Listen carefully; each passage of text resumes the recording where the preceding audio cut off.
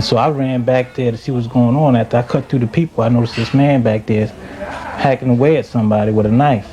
And so I drew my revolver out, and before I knew it, everybody had gotten out.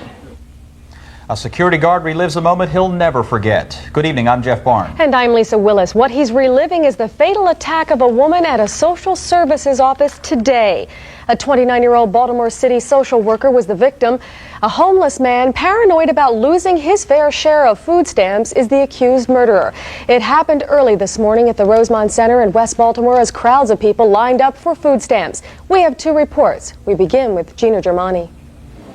The Department of Social Services closed its doors today after the attack on Tanya Brown O'Neill.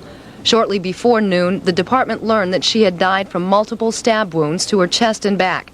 Director Shirley Marcus says it's her department's first fatal attack by one of the clients.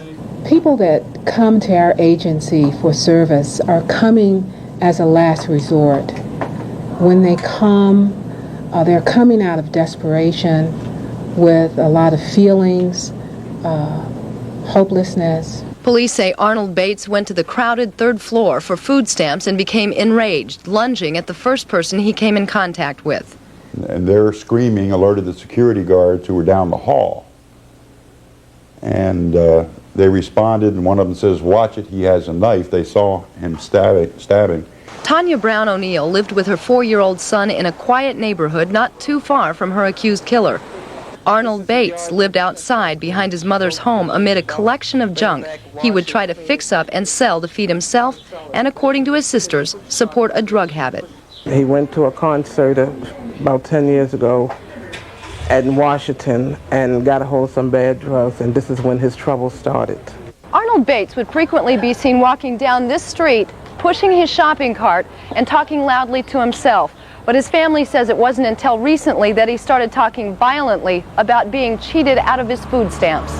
Police say Arnold Bates was not a client of Tanya Brown O'Neill's, so they say it appears the fatal attack was random. I can't say, but I'm sorry that my brother took her life. And I'm hoping they will give him help, do something, so this will never happen to him or anyone else again. In Baltimore, Gina Germani, Fox 45 News at 10. Arnold Bates is hospitalized for observation tonight. Police expect to formally charge him with first-degree murder when he's released from the hospital tomorrow. Now, a spokesperson for the social service program says this is the only killing she can recall ever occurring at one of the city centers in the last 10 years.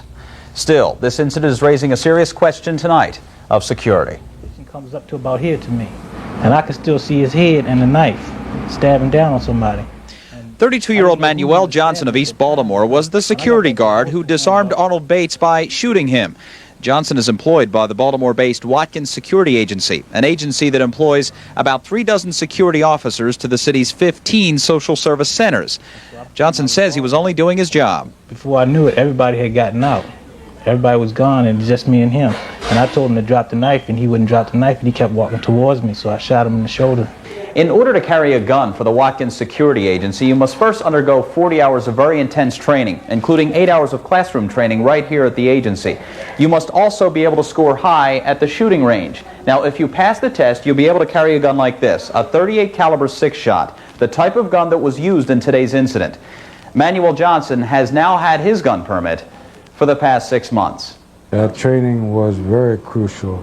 It was something that, had it not been and had he fell apart, I think somebody else may have been seriously hurt. But since this incident, a question of security has been raised. Is there enough protection in an area where tensions can run frequently high? I think it could be more security by keeping the workers behind closed doors.